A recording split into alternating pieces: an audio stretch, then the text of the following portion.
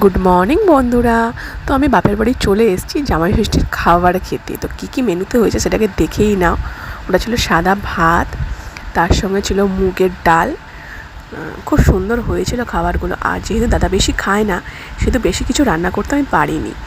আর আলু ভেজেছিলাম পোস্ত দিয়ে। আর তার সঙ্গে ছিল চিংড়ি মাছের মালাইকারি। দেখো চিংড়ি মাছের মালাইকারিটা কিন্তু দারুণ হয়েছে। আর খেতেও সত্যি সব কটা জিনিস খুব সুন্দর হয়েছিল। আমি রান্না করেছিলাম, মা অত পারে না। তার সঙ্গে করেছিলাম বাসন্তী পোলাও,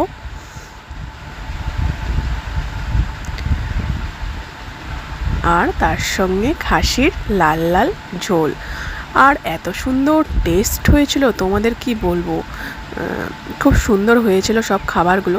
আর তার সঙ্গে তো রীতিমতো তোমাদের ছিল স্যালাড, পেঁয়াজ শসা, এগুলো তো মাস্ট, মানে খেতেই হবে। আর তার সঙ্গে ছিল কচি যে আমরা হয়, তোমরা কি বলো আমি জানি না, তার চাটনি আর মাছের ঝাল। এটা ছিল মায়ের, কারণ মা মাটন খায় না। তো এবার চলো প্লেটটা সাজিয়ে নিই। আর কি সুন্দর করে ডেকোরেশন করেছি দেখো। আর কেমন লাগলো তোমাদের অবশ্যই বলো। একদম দোকানের স্টাইলে ডেকোরেশন করতে গেছে, একটু ভাত দু চারটে পড়ে গিয়েছে, তো নো প্রবলেম।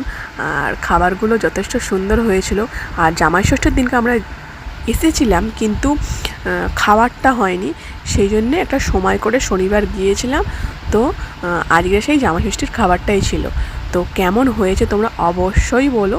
আর একটু লেট হয়ে গেল আমাদের জামাই ষষ্ঠী পালন করতে, কারণ যে মাসে জামাই ষষ্ঠী ছিল সেই মাসটা আমাদের গিয়ে মানে উঠতে পারিনি কিছু কিছু কাজের জন্যে। তো অনেক দিন পরেই গিয়েছিলাম বাপের বাড়ি। আর এই ছিল মেনু। খেতে দারুণ হয়েছিল প্রত্যেকটা পদ। আর সবকটা পদ আমি রান্না করেছিলাম, কারণ মা পারে না। তো কেমন হয়েছে অবশ্যই বলো। তো চলো টাটা, সাবস্ক্রাইব করতে ভুলো না।